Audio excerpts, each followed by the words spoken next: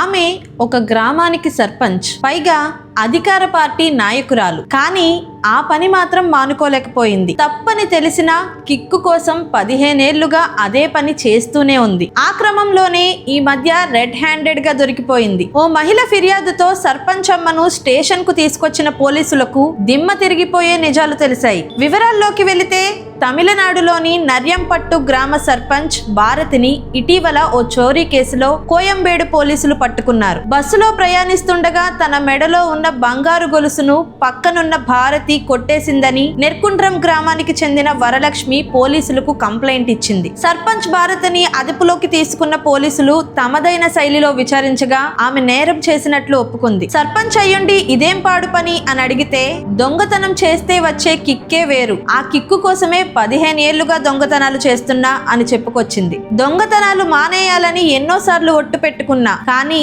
దొంగతనం చేయకుండా ఉండటం నా వల్ల కావట్లేదు అని చెప్పుకొచ్చింది. సర్పంచ్ భారతి చెప్పిన మాటలు విని పోలీసులు షాక్ అయిపోయారు. కేసు నమోదు చేసి ఆమెను కటకటాల్లోకి నెట్టారు.